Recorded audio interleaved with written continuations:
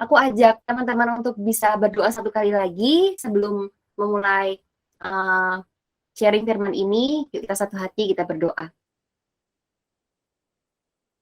Bapa dalam surga, selamat malam Bapak. Terima kasih buat kasih-Mu, terima kasih buat kebaikan-Mu. Malam hari ini Tuhan, kami boleh berkumpul di tempat ini untuk bisa sama-sama belajar Tuhan kebenaran firman-Mu. Tuhan, berbicaralah lebih lagi Tuhan. Roh Kudus-Mu, Kau menguasai hati kami Tuhan. Biarkan kami benar-benar bisa Kau proses Tuhan. Biarkan kami benar-benar bisa mengandalkan Tuhan. Dan benar-benar Tuhan yang berkuasa, hadirat Tuhan nyata Tuhan atas hidup kami. Tuhan juga memurnikan hati kami Tuhan.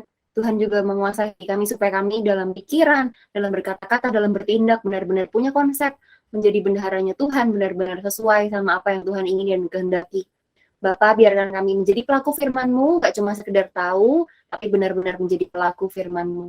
Kami mau Tuhan, kami rindu untuk terus menyenangkan Tuhan. Dalam tangan-Mu kami serahkan doa dan harapan kami. Pujilah nama Tuhan, haleluya. Amin.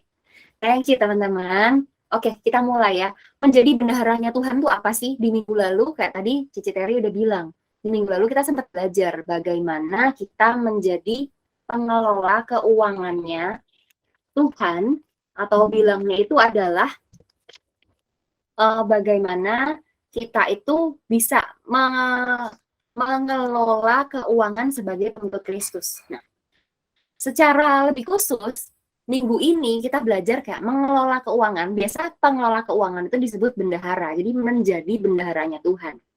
Kita akan belajar lebih sungguh kayak awalnya ngomongin bendahara. Bendahara itu artinya apa sih? Dari KBBI, Kamus Besar Bahasa Indonesia, bendahara itu bisa diartikan sebagai dua hal ini. Yang pertama, penanggung jawab, pemegang atau pengurus keuangan di suatu yayasan atau perkumpulan dan sebagainya, atau suatu kelompok lah. Atau dalam bahasa Inggrisnya tuh disebutnya gini, a person employed to manage another's property.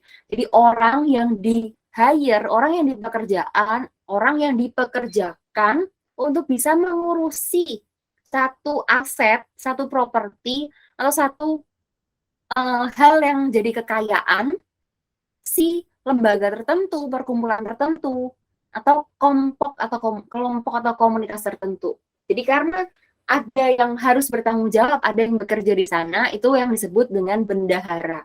Yang berpegang, yang memegang, yang mengurus, itu yang namanya bendahara.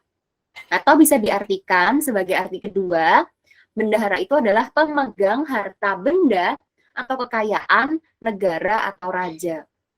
Nah, ngomongin tentang pemegang harta benda, kekayaan negara atau raja, berarti ini ada satu pribadi, atau bahkan mungkin bukan satu, bisa aja lebih orang-orang yang dipercayakan untuk mengelola harta atau aset. Dan ngomongin kayak bendahara, itu tuh pasti untuk mengelola yang jumlahnya itu banyak. Orang tuh selalu mikir kayak, oh bendahara nih pasti ngomongin tentang uang. Enggak, bendahara atau sesuatu yang dikelola itu enggak cuman soal uang. Bisa aja itu berupa aset, makanya di sini sebutnya properti atau harta. Dan harta itu tuh sebenarnya nggak melulu soal keuangan atau bentuknya nominal, angka, atau value money gitu. Tapi bisa juga kayak barang atau hal yang punya harga atau nilai tertentu. Nah, itu juga disebut dengan aset, misalkan rumah, atau tanah, atau surat berharga, atau apapun yang disebut dengan properti itu, yang dikelola oleh si bendahara. Nah, ngomongin bendahara berarti ngomongin tentang satu kekayaan. Nah, kita itu juga bendaharanya Tuhan. Kita itu dipanggil dan dipilih Tuhan untuk jadi bendaharanya. Mungkin kita kayak bingung kayak gini, duh, aku tuh dibilang bendahara, kayaknya tuh nggak mungkin gitu. Judulnya ini salah deh. Aku tuh harusnya nggak dengerin ini khotbah. Aku nggak dengerin ini sharing karena nggak relate gitu. Aku bukan bendahara kok. Aku aja nggak pintar ngelola uang. Nah, justru itu kalau kita merasa kita masih belum bertanggung jawab, kita masih belum tepat dalam pengelolaan uang, kita tuh harusnya sadar bahwa setiap kita tanpa terkecuali adalah bendaharanya Tuhan. Loh, kok bisa? Apa buktinya? Yakin kayak gitu? Nggak mungkin lah. Tuh, tunggu dulu. Setiap kita itu bendaharanya. Nggak mungkin nggak. Karena apa? tadi ya, yang ngomongin tentang arti bendahara, ngomongin arti bendahara itu berarti ada satu kelompok atau komunitas atau satu pribadi atau satu negara yang benar-benar punya harta atau material atau apapun asetnya itu luar biasa banyaknya. Dan perlu orang-orang yang profesional, yang sanggup dan bertanggung jawab untuk mengurusnya. Dan itulah yang disebut bendahara. Jadi kita itu dipercaya untuk bisa ngurus. Karena ini ngomongin tentang employed to manage, dan ini ngomongin tentang yang dipercayakan untuk mengelola. Jadi ada yang bertanggung jawab sebagai penanggung jawab, sebagai pengurus, dan ada juga ngomongin tentang yang memegang harta benda atau kekayaan. Nggak cuma uang, tapi semua yang dipercayakan, itu yang menjadi kekayaan. Dan itu butuh kepercayaan. Dan Tuhan, itu memang udah benar mempercayakan kepada kita di dunia ini untuk bisa kita kelola. Dan ngomongin kayak Tuhan, dia emang Tuhan kita super kaya. Tuhan yang ciptain semua alam semesta. Tuhan Raja Semesta itu mempercayakan semua hartanya. Harta itu nggak bisa cuman kita pikirin bahwa harta itu cuman bentuknya uang fisik, rupiah, dolar, yen, yuan, atau pound sterling, atau apapun mata uang di dunia. Nggak yang kayak gitu. Nggak cuman emas, nggak cuman permata, nggak cuman berlian, nggak cuman benda-benda berharga yang kayak gitu. Kalau ngomongin kekayaan yang seperti itu, sifatnya material, Tuhan memang super duper kaya. Bahkan kalau kita buka di Alkitab, baca di Alkitab, Tuhan kita itu di surga, lantainya kayak alasnya yang diinjek-injek itu tuh emas gitu. Ya, kalau kita nanti baca di kitab-kitab itu, lantainya tuh bahkan dari emas gitu.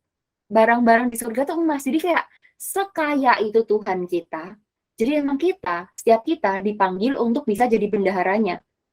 Nah, makanya kayak uang yang kita kelola, kehidupan kita, itu adalah miliknya Tuhan, bukan miliknya kita. Dan dengan cara itulah juga emang kita adalah bendahara, bendaharanya.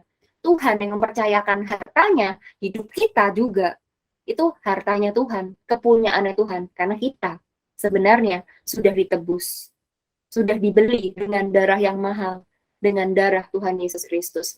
Nah, buktinya dari pengelola talenta, buktinya dari kita tuh bendaharanya tuh apa? Itu ada di Matius 25 ayat 14 sampai dengan 15. Kita mau baca sama-sama, teman-teman udah dapetin ayatnya atau belum gitu. Kalau misalkan udah, boleh tolong ketik udah gitu. Kalau misalkan belum, boleh tolong ketik belum. Kita mau baca sama-sama. Kalaupun teman-teman nanti nggak open mic, nggak apa-apa, aku bantu bacain. Tapi aku mau tahu nih, udah dapat belum? Kalau udah, bilang udah. Kalau belum, bilang belum gitu. Jadi, udah atau belum nih ya? Aku belum tahu nih ya. Aku kasih waktu. Oh, belum. Oke, boleh. Aku tunggu. Kalau udah ya. Boleh buka Matius 25 ayat 14 sampai 15. Supaya kita bisa sama-sama nih.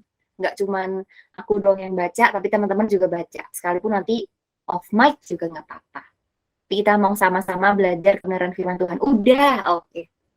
Kita baca sama-sama ya, sekalipun teman-teman nggak on mic, tapi kita baca sama-sama Matius 25 ayat 14 sampai dengan 15. Sebab hal kerajaan surga sama seperti orang yang mau bepergian ke luar negeri, yang memanggil hamba-hambanya dan mempercayakan hartanya kepada mereka. Yang seorang diberikannya 5 talenta, yang seorang lagi 2, dan yang seorang lain lagi 1, masing-masing menurut kesanggupannya. Lalu ia berangkat. Nah, luar biasa ya. Kayak kita itu memang dipanggil dan ditentukan jadi bendaharanya Tuhan. Tuhan itu mempercayakan semua hartanya. Karena Tuhan itu luar biasa. Kayak kalau misalkan teman-teman tuh sadar, orang yang paling kaya di dunia tuh siapa? Boleh ketik deh, mau sebut siapa? Ayo, siapa? Kalau teman-teman ada yang tahu siapakah orang terkaya di dunia atau siapakah orang terkaya di Indonesia, tuh bolehlah tulis. Nanti aku juga kasih tahu kayak siapa dari searchingku yang terkaya. Ada yang bilang Bill Gates, betul, Bill Gates adalah salah satu orang yang paling kaya. Tapi ada yang bilang belakangan ini bahwa Om yang paling kaya adalah Om Elon Musk. nggak tahu itu yang punya Tesla itu tuh akan sudah mengalahkan Om Bill Gates atau belum. Katanya dia sudah membeli Twitter dan lain sebagainya, jadi keuangannya juga super duper kaya. Tapi kalau misalkan kayak kita tahu bahwa sekaya Elon Musk, sekaya Bill Gates, atau sekaya apapun, kalau orang Indonesia tuh pasti bilangnya yang punya Jarum gitu, itu yang paling kaya gitu, yang punya grup BCA gitu. Kita sebutkan saja merek-merek itu. Semoga tidak bermasalah di tempat ini, tidak apa-apa, karena menunjukkan bahwa memang orang-orang itu Tuhan panggil dan berkati dengan harta benda yang melimpah. Tapi sekaya-kayanya orang-orang itu, mereka dikumpulin pun itu nggak akan pernah sebanding dengan kekayaannya Tuhan. Dan justru karena kekayaannya Tuhan lebih besar daripada itu, sultannya, para sultan, kayak semua sultan di dunia ini yang paling kaya tuh bahkan bilang, negara yang paling kaya mana? Oh, yang punya banyak minyak, oh di Arab Saudi, dimanapun itu gitu. Tuhan itu yang lebih kaya. Jadi kayak semua orang tuh jadi bendaharanya, dan Tuhan pun tuh akan tetap lebih kaya. Kayak kita pun, setiap orang yang super kaya itu cuma jadi pengelolanya. Jadi, wow, seluar biasa itu. Tapi yang perlu diperhatikan bahwa kita bendaharanya itu seperti pengelola talenta. Dipercayanya sesuai apa? Dikasih kepercayaannya sesuai apa? Sesuai dengan kesanggupan kita. Ada yang 5 talenta, ada yang 2 talenta, dan ada yang 1 talenta. Loh, berarti Tuhan beda-bedain dong. Belum tentu, nggak seperti itu cara berpikirnya. Kenapa seperti itu? Karena Tuhan melihat kesanggupan kita, dan kesanggupan kita itu dilihatnya dari mana. Nah, kalau misalkan kita ngomongin tentang kesanggupan, kayak mungkin teman-teman bilang, oh iya ya, aku nggak sanggup lah, aku nggak bisa, aku belum mampu untuk bisa mengelola keuangan. Karena emang mungkin aku tuh nggak jago di situ. Kayak setiap bulan aja aku pendapatan sama pengeluaran masih besar pengeluaran. Gimana aku harus jadi pengelola uangnya Tuhan? Gimana aku jadi bendaharanya Tuhan? Kayaknya nggak kayak gitu deh. Kayaknya salah deh. Tapi sebenarnya kalau teman-teman lihat di ayat ini, di Kejadian 2 ayat 15, disebutkan demikian, Tuhan Allah mengambil manusia itu dan menempatkannya dalam Taman Eden untuk mengusahakan dan memelihara taman itu. Setiap kita sebenarnya dipanggil dan ditugaskan sebagai pengelola dan pemelihara. Jadi sesuatu yang Tuhan memang sudah khususkan, dimampukannya kita untuk bisa mengusahakan dan memelihara satu taman. Taman itu juga ngomongin tentang aset, ngomongin tentang properti yang Tuhan miliki gitu. Jadi kayak teman-teman nggak bisa bilang kayak, aduh nggak mungkin, aku tuh nggak bisa, aku tuh nggak mampu. Karena sejak semula kita ditentukan dan bahkan ditugaskan untuk menjadi pengelola. Dan pengelola tadi adalah salah satu kayak artian pengertian dari si bendahara itu. Jadi memang bukan karena kita mampu, tapi karena memang Tuhan yang panggil, Tuhan yang rancang, sebab itu kita dimampukan. Dan dimampukannya seperti apa? Sebagaimana? Gimana caranya? Ya tergantung dari respon kita. Apakah kita mau meresponi dengan baik? Apakah kita mau mengelola dengan benar? Nah, itu nanti akan dipercaya dengan jumlah talenta. Si pengelola talenta itu juga sesuai sama responnya kita. Bagaimana cara hidup kita. Kita mau lihat sama-sama bendahara yang baik atau yang jahat. Kita mau jadi seperti apa. Nah, di minggu lalu tentang mengelola keuangan sebagai pengikut Kristus, udah dijelasin tuh di Lukas 16 ayat 1 sampai 9. Teman-teman juga boleh buka dulu nih, Lukas 16 ayat 1 sampai 9. Di minggu lalu udah dijelasin sama Koko Andreas tentang perumpamaan tentang bendahara yang tidak jujur. Nah, hari ini akan melanjutkan dari situ. Di Lukas 16 ayat 10. Barang siapa setia dalam perkara-perkara kecil, ia setia juga dalam perkara-perkara besar. Dan barang siapa tidak benar dalam perkara-perkara kecil, ia tidak benar juga dalam perkara-perkara besar. Jadi tadi, kalau teman-teman ngerasa kayak, loh, Tuhan kok percayain aku jadi bendahara, tapi kok aku cuma dapat 1 talenta? Tenang aja. Kalaupun kita dapat 1 talenta, asal kita setia dalam perkara-perkara kecil, Tuhan tetap akan menambahkannya. Asal tetap benar, asal tetap setia menjadi bendahara yang baik, dan nanti kepercayaan dari Tuhan akan Tuhan tambahkan. Karena selama kita bisa menjadi pengelola yang baik dan menunjukkan kapasitas kita luar biasa untuk bisa dipercayakan, itu juga Tuhan akan menambahkan juga.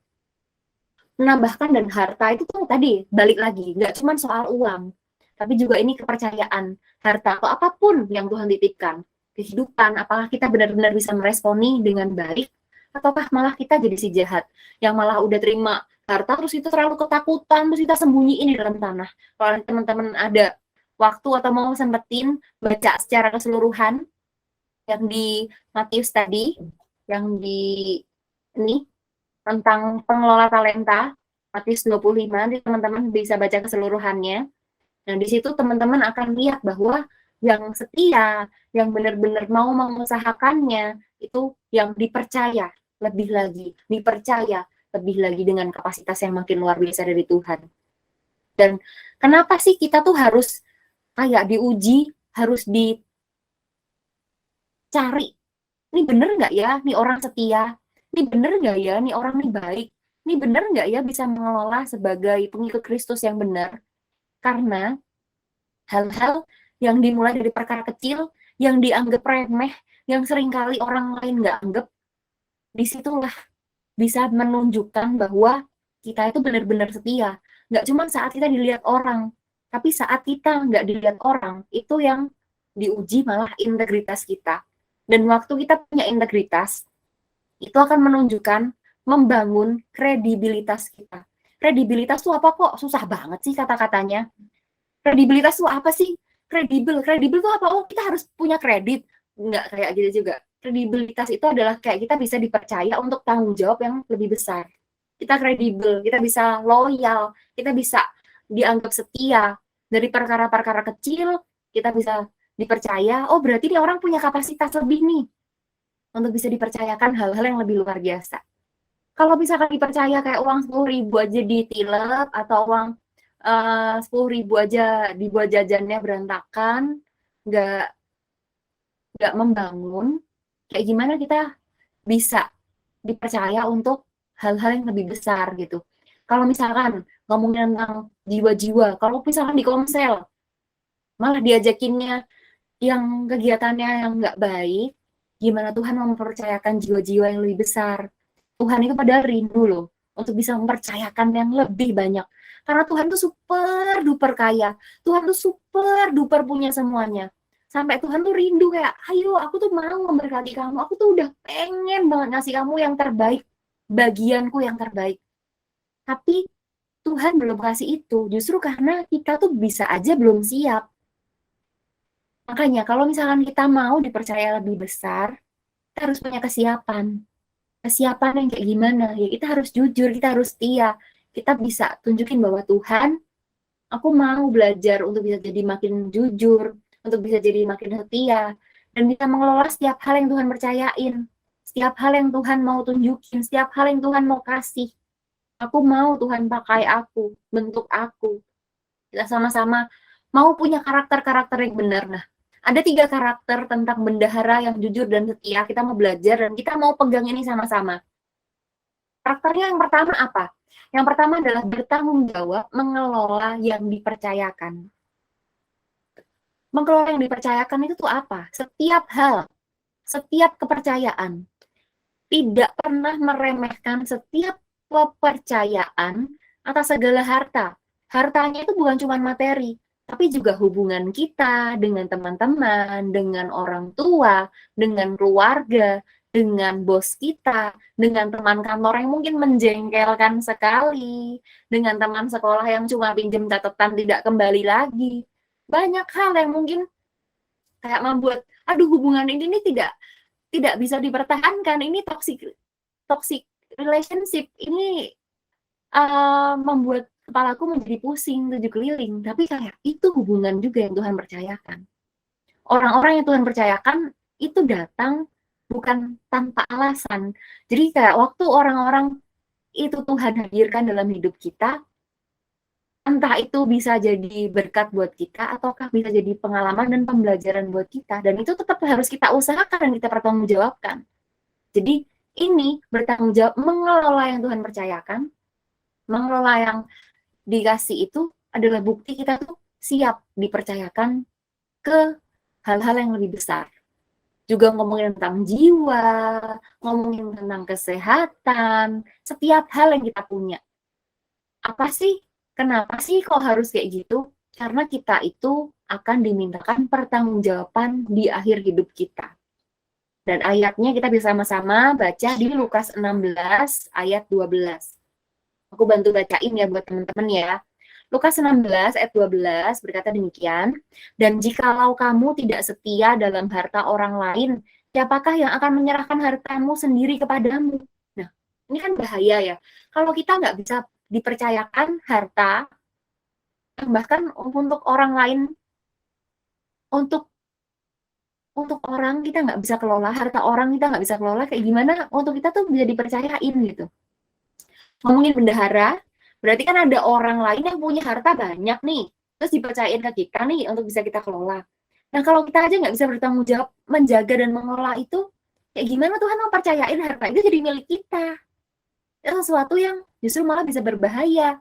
Kayak misalkan kalau kita dikasih berkat, terus kita nggak jujur, bisa aja kita jauh dari Tuhan, kita malah jadi jatuh. Nah, Tuhan nggak mau itu. Jadi, harta yang lebih penting yang sebenarnya Tuhan kehendaki itu bukan keuangannya Tuhan, tapi justru kayak hubungannya Tuhan sama manusia. Makanya kalau misalkan teman-teman mikir kayak, oh kita tuh diminta untuk belajar keuangan supaya kita tuh perpuluhan. Tuhan butuh uang kita. Enggak. Tuhan nggak butuh uang kita. Yang disebut dengan perpuluhan pun itu dibilangnya mengembalikan perpuluhan, bukan memberikan perpuluhan. Karena semuanya sebenarnya itu milik Tuhan. Sebenarnya itu hak Tuhan. Dan gimana kita mau ngomong, aku tuh cinta sama Tuhan, aku tuh sayang sama Tuhan, aku bisa loh memberikan semuanya sama Tuhan. Gimana kamu bisa bilang memberikan yang terbaik buat Tuhan? Kalau bahkan 10%-nya tuh kamu masih hitung-hitungan. Itu yang pertama kali menampar aku. Jadi kayak zaman dulu, kalau misalkan ini boleh jadi kayak kesaksian, zaman dulu tuh aku juga kayak nggak ngerti tuh konsep perpuluhan. Aku kayak menjadi pribadi yang lumayan pelit. Kayak aku merasa, aku udah baik kok, aku udah kasih persembahan kok ke gereja, aku udah kasih kok persembahan, aku bertanggung jawab mengelola apa yang Tuhan percayakan. Terus ada teman yang bilang, ada yang ingetin bahwa, kamu perpuluhan nggak? Terus aku bilang, enggak, kan aku masih kurang. Nah, dulu konsepnya adalah kalau aku memberi, berarti nanti aku kurang. Padahal nggak kayak gitu.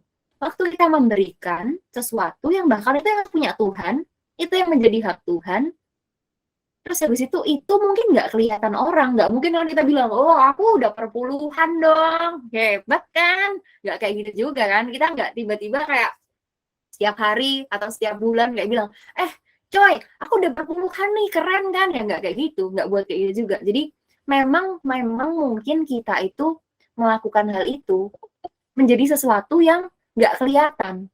Tapi hal-hal itu justru yang Tuhan mintakan pertanggungjawabannya sama kita di akhir hidup kita nanti. Dan sekalipun itu tidak kelihatan signifikan dan bahkan tidak diapresiasi orang, bukan harta kepunyaan, semua kepercayaan kasih karunia Tuhan, itu nggak boleh kita sia-siakan. Tetap harus kita maksimalkan, tetap harus kita bisa jaga, dan tetap harus kita pertanggungjawabkan. Dari mana buktinya? Kita bisa buka Ulangan 8 ayat 17 sampai dengan 18.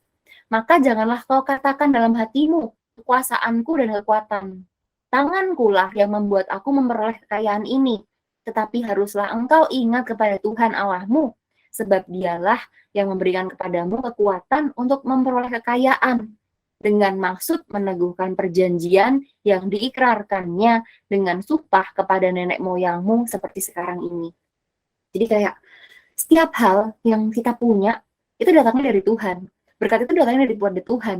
Gak bisa kita bilang kayak, aduh itu jagonya aku tuh, itu emang aku udah hebat jadi aku dapat itu. Gak akan pernah bisa. Dan emang gak kayak gitu caranya. Dan emang bukan kita dapati itu untuk diapresiasi orang. Enggak. Setiap hal, harta, atau apapun yang bisa kita kelola, itu kepercayaan dari Tuhan. Itu semua kasih karunia Tuhan. Jadi itu bahkan harus kita pertanggungjawabkan. Dan yang kedua, prinsip dan karakter yang kita harus miliki adalah berkomitmen dan berprinsipkan firman dan kebenaran. Ngomongin tentang komitmen dan prinsip firman itu tuh apa? Menjadi pengelola, menjadi bendaharanya Tuhan tuh kenapa harus ngomongin tentang komitmen dan berprinsip firman atau kebenaran? Karena pertama, motivasi kita tuh harus lurus, harus jujur, nggak mata duitan. Karena berbahaya, akar dari kejahatan itu justru cinta akan uang. Dan jangan sampai kita pengelola-pengelola yang Tuhan percayakan, tapi justru malah kita jatuh ke dalam kejatuhan karena kita cinta uang, malah jauh dari Tuhan. Ayatnya ada di Lukas 9, 57 sampai dengan 62. Tentang hal mengikut Kristus. Kita kan memang mau jadi pengikut Kristus. Di perikop ini, ngomongin tentang hal mengikut Kristus, aku bantu bacain. Ketika Yesus dan murid-muridnya melanjutkan perjalanan mereka, berkatalah seorang di tengah jalan kepada Yesus, "Aku akan mengikut engkau, kemana saja engkau pergi." Yesus berkata kepadanya, "Serigala mempunyai liang dan burung mempunyai sarang, tetapi anak manusia tidak mempunyai tempat untuk meletakkan kepalanya." Ayat 59, lalu ia berkata kepada seorang lain, "Ikutlah aku." Tetapi orang itu berkata, "Izinkanlah aku pergi dahulu menguburkan Bapakku." Ayat 60, tetapi Yesus berkata kepadanya, "Biarlah orang mati menguburkan orang mati, tetapi engkau pergilah dan beritakanlah kerajaan Allah di mana-mana." Ayat 61, dan seorang lain lagi berkata, "Aku akan mengikut engkau, Tuhan, tetapi izinkanlah aku pamitan dahulu dengan keluargaku." Di ayat 62, tapi Yesus berkata, "Setiap orang yang siap untuk membajak, tetapi menoleh ke belakang, tidak layak untuk kerajaan Allah." Terus mungkin teman-teman bingung kayak, loh, ini kok ngomongin motivasi lurus, ngomongin tentang tidak mata duitan, tapi kenapa? Kok yang dibahas tentang hal mengikut Yesus dan ngomongin tentang penguburan keluarganya?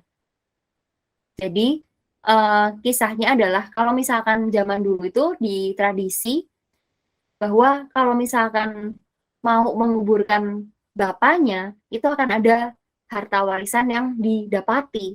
Dan kalau nggak ikut acara penguburan itu, harta warisannya akan tidak didapatinya. Jadi akan jadi hak oleh si saudaranya yang lain yang ikut di acara penguburan itu. Jadi dari sini sebenarnya mau ikut Tuhan, mau ikut Tuhan nggak? Mau, aku mau ikut Tuhan. Tapi tunggu dulu ya, aku nguburin ini dulu. Supaya apa? Ternyata di balik itu, dia mau dapat warisan dulu. Ada uang yang dia mau dapati dulu. Nah, kita sama-sama kayak cek, apakah motivasi kita kalau ikut Tuhan, itu masih bisa dikalahkan sama keinginan kita untuk dapetin uang, dapetin berkat dari Tuhan. Apakah kita fokus sama itu, ataukah kita benar-benar mau fokus jadi pengikut Kristus? Nah, jangan sampai kita jatuh ke dalam kejatuhan dan jadi cinta uang. Yang seperti dituliskan di 1 Timotius 6 ayat 10. Karena akar segala kejahatan ialah cinta uang, sebab oleh memburu uanglah beberapa orang telah menyimpang dari iman dan menyiksa dirinya dengan berbagai-bagai duka. Jadi jangan sampai kita tuh malah jadi cinta uang, terus jadi jahat, jadi bendahara yang jahat, karena kita tuh fokusnya memburu uang, memburu kekayaan, dan bahkan nggak ikut Tuhan.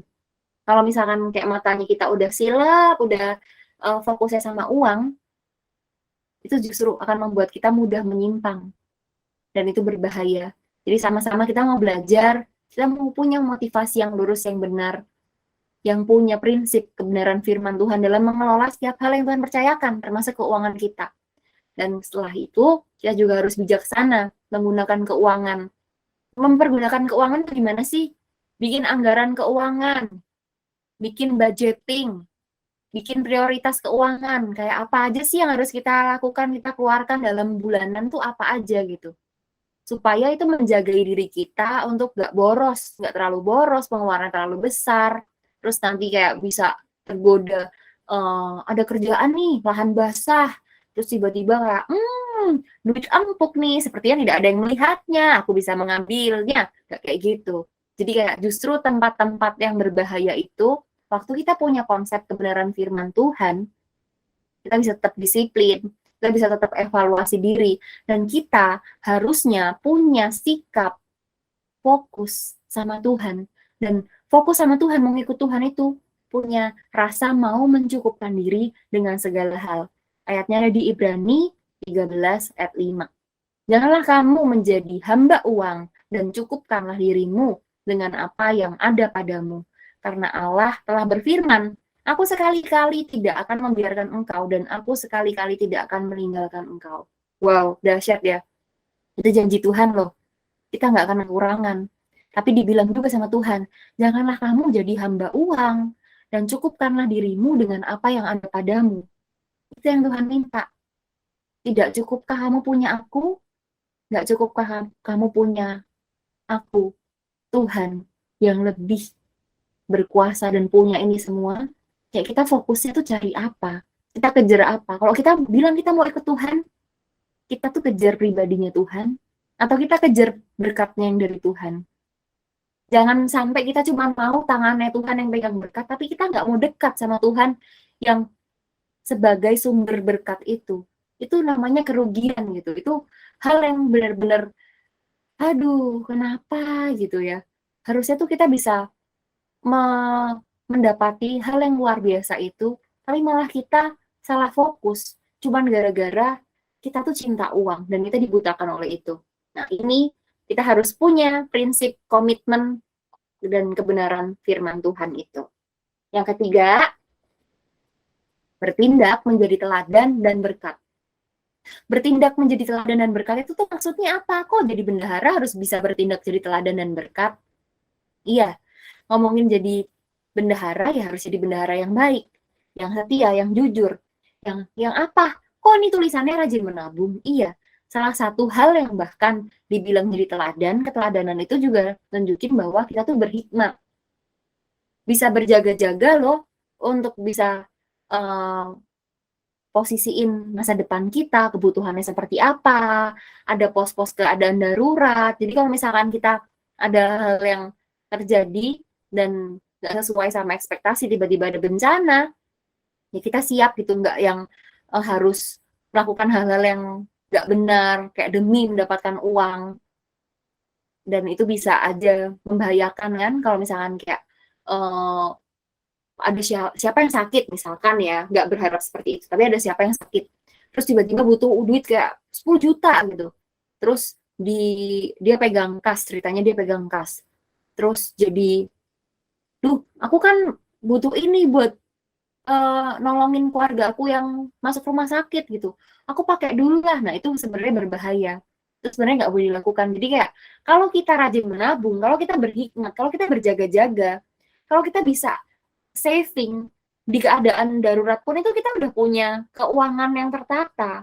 Jadi nggak perlu sampai lakukan hal itu yang nggak boleh kita lakukan gitu.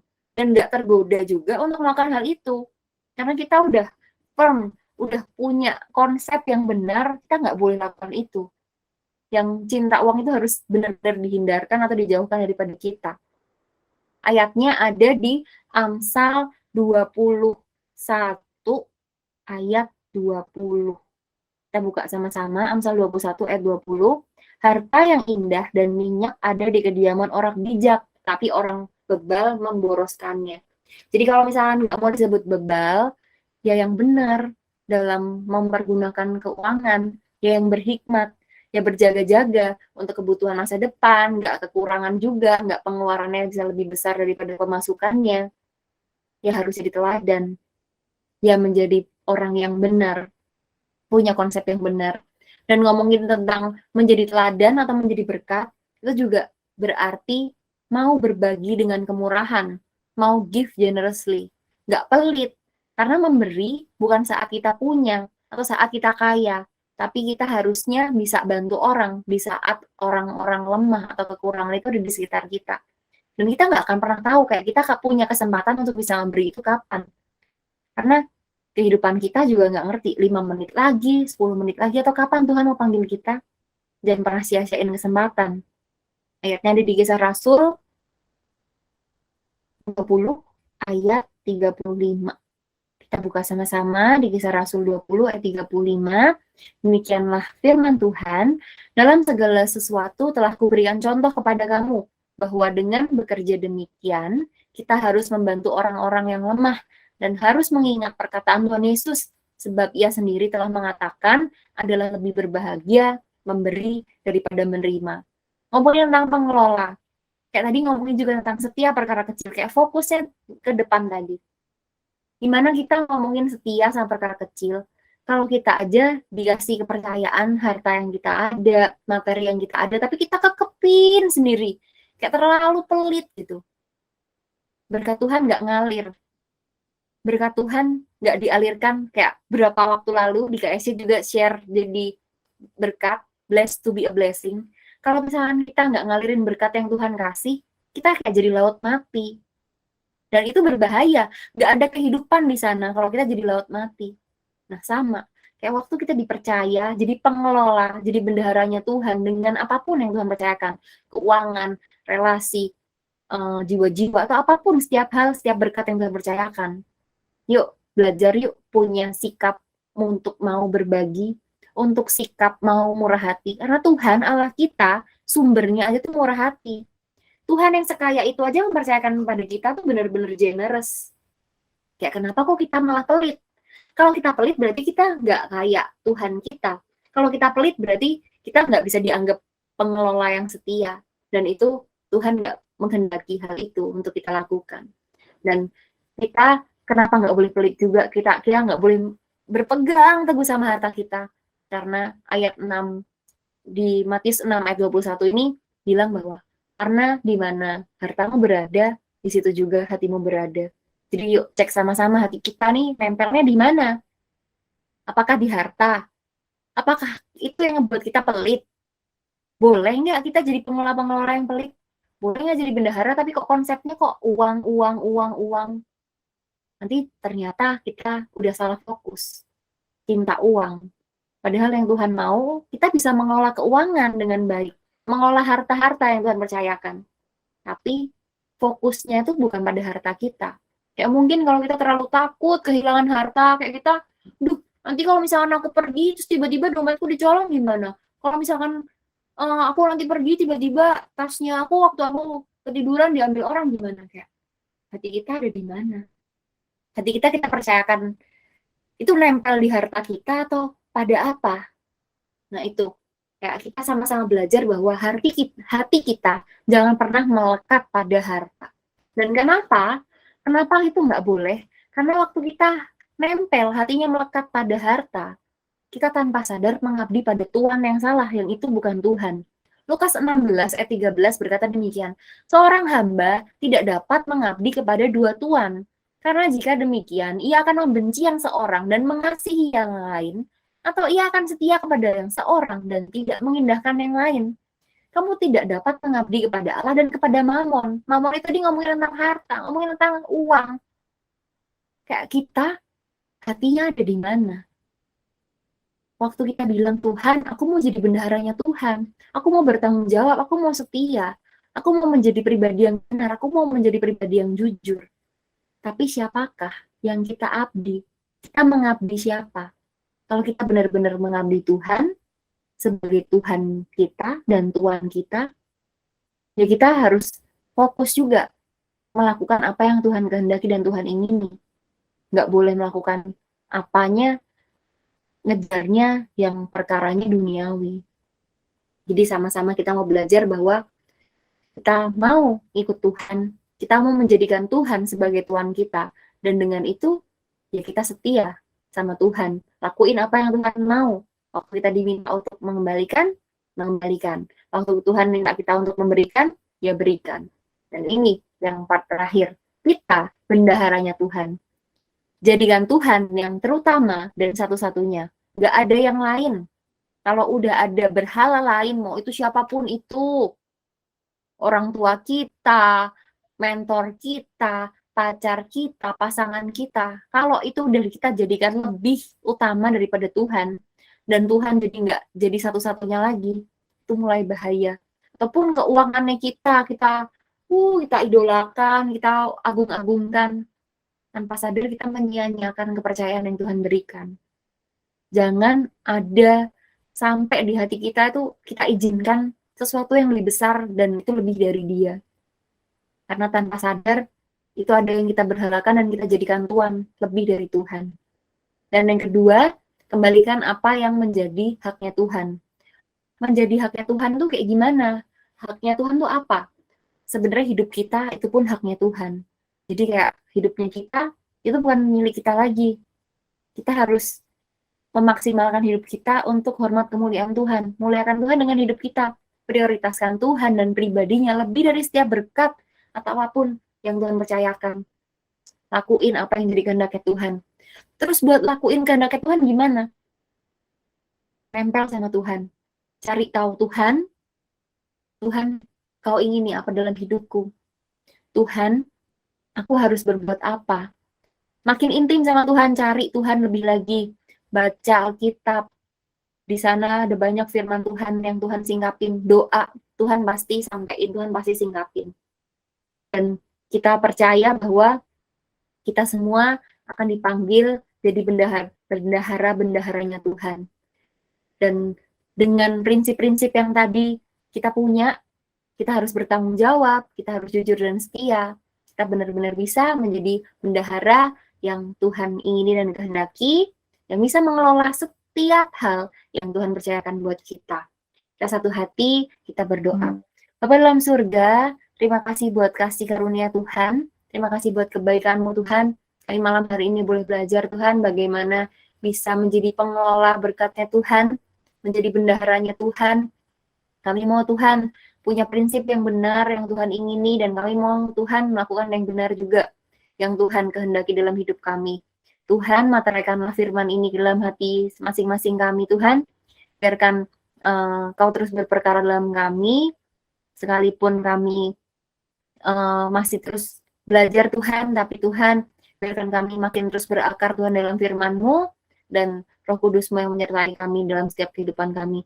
Terima kasih Tuhan, kami mau menjadi pelaku firman-Mu, jadikan kami alat dan berkat-Mu dimanapun kami ditempatkan, dan Tuhan panggil kami. Terima kasih Bapak, haleluya, amin.